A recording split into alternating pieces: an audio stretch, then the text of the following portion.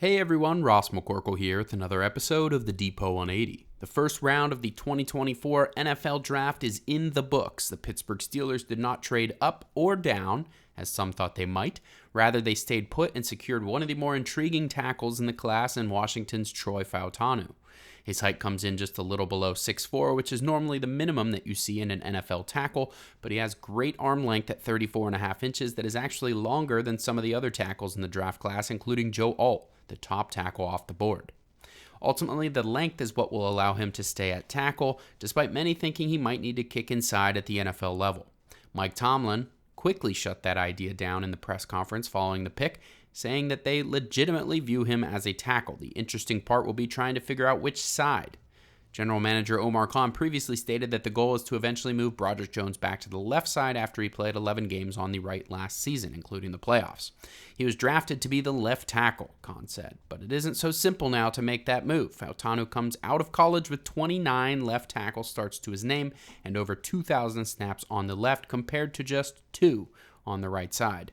That will all be worked out during OTAs and training camp, but it is a good problem to have. Fautanu himself said that the coaches at Washington cross-trained them, so he has some right tackle experience behind the scenes, just not in games. Several analysts have called him one of the biggest steals of the first day of the draft. Khan said he was the top-rated player on their board, regardless of position at pick 20.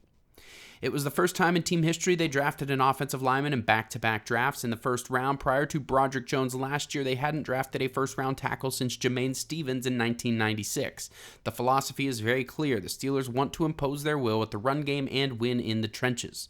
All three centers were still on the board when the Steelers picked, but surprisingly, Amarius Mims, the Georgia tackle that many had linked to the Steelers, was taken 2 picks before them by none other than the Cincinnati Bengals. All of you fans out there that didn't want Mims, you are going to get a chance to see TJ Watt go against him twice a year now. That should be a pretty good litmus test on how right or wrong you were.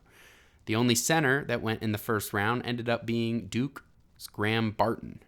Will the Steelers go center in the second round, or will they wait until the third, or even tomorrow in the fourth? Wide receiver is in play, cornerback is a possibility, and defensive line could be a sleeper pick with Mason Smith and Johnny Newton still on the board.